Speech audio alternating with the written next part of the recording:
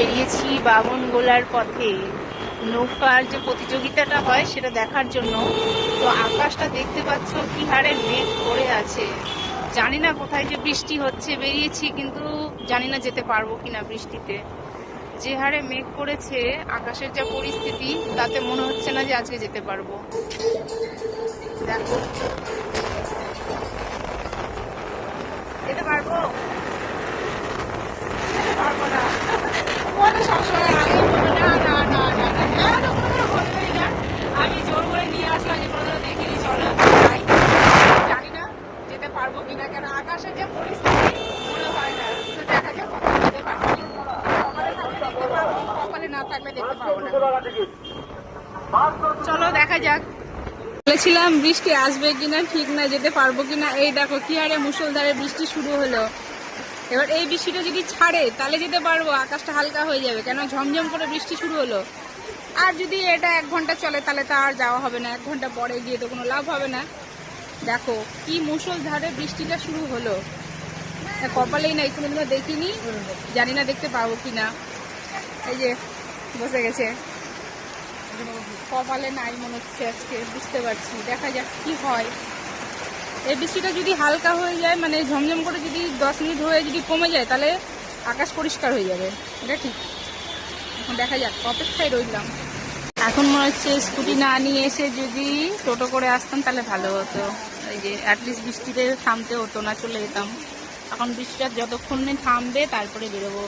এবার যদি এটা 1 ঘন্টা ধরে হয় তাহলে তো গেল সব ভেস্তে। আরও লোক এরকম দাঁড়িয়ে গেছে, সব এখন দোকানে দাঁড়িয়ে আছি আমরা। আকাশ যা কালো হয়ে আছে, বাপরে।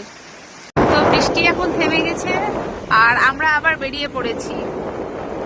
আবার দেখা গেল কিছুটা দূর যে আবার দেখা গেল বৃষ্টি শুরু হয়ে গেছে। তো এখন বৃষ্টি যেহেতু থেমে গেছে, তো আমরা এখন যাচ্ছি আবার। এই দেখো আকাশ কিন্তু তাও অন্ধকার হয়ে আছে, আকাশ কিন্তু পরিষ্কার হয়নি। এরা তো কম্পিটিশন শুরু করে দিয়েছে, মানে কে কার আগে যেতে পারে, এরকম একটা সিচুয়েশন।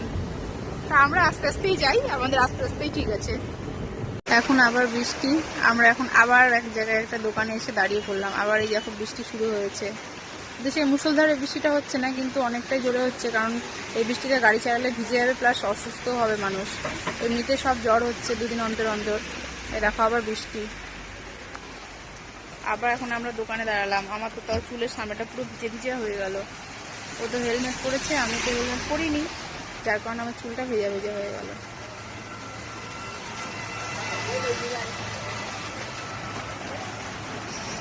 এমনিতে যেতে চাই না, কত ইয়ে করলাম যে নিয়ে চলো, আর তার মধ্যে বৃষ্টি থামছে না, ভালো লাগে না, ছাই। আবার বৃষ্টি জোরে শুরু হয়ে গেল, দিয়ে আমরা এখন আবার একটা দোকানে দাঁড়ালাম। এ দেখো চুল টুল ভিজে আমার কি অবস্থা, মাথাটা তো পুরো ভিজে একাকার হয়ে গেল, বর তো ভিজে গেল, আর ওর কাশি ধরে গেল। ওকে বললাম তুমি এখন চা খাও, এখনও চা খাবে। এই চায়ের দোকান দেখে দাঁড়িয়েছি এখন। চায়ের দোকানে দাঁড়িয়ে ওকে বললাম চা খাও, ওর কাশি শুরু হয়ে গেছে আর বৃষ্টিতে ভিজছে। এখানে এখন বসবো কিছুক্ষণ, বৃষ্টিটা থামবে তারপরে বেরোবো।